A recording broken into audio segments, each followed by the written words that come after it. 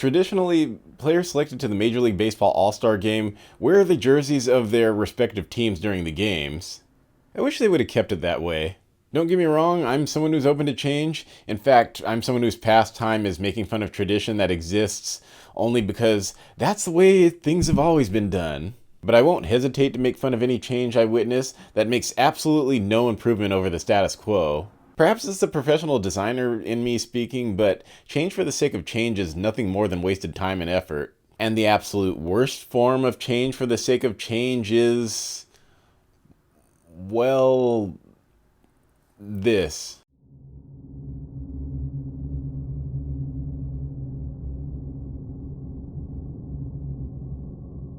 Change for the sake of change to break something that isn't broken. Of course, since we're talking about corporations, this isn't just change for the sake of change. Whenever a pro sports organization markets a new set of uniforms for special events, it's a money grab. A money grab based on the expectation that people will part with their hard-earned cash just because something is shiny and new. Except, I can't imagine who would actually buy these. No, seriously, who are these for? I get it.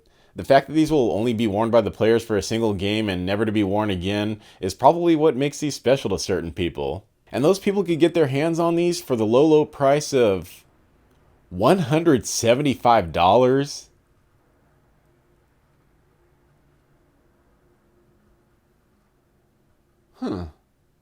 This is the Raymond Stone channel, so let's talk design.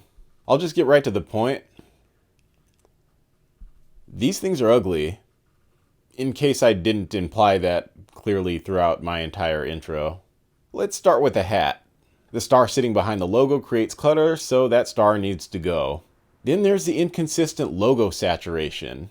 Why are the Dodgers and Nationals logos red while the A's logo is white, even though all three of the teams have white logos on their regular hats? But Raymond, the Dodgers and Nationals official cap insignias are not white. But neither is the A's. In fact, I only use those three teams as an example of this inconsistency, but a quick glance at this collection leads me to believe that at least half of these are affected by this inconsistency. Okay, enough with the hats. Now onto the jersey. The first thing I noticed, and probably the first thing you noticed, is the obnoxious three-letter acronym right behind the logo. First of all, they don't both need to be on the uniform because they communicate the same thing. Second of all, if you're going to put both on the uniform, don't stack them in such an uncanny way that they both lose most of their readability. And the inconsistent logo saturation strikes again.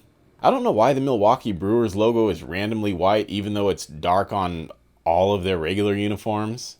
But one example where going off of a team's regular uniforms isn't the best idea is the Boston Red Sox. The American League jersey is dark. Just make the B solid and light colored like the rest of the American League logos.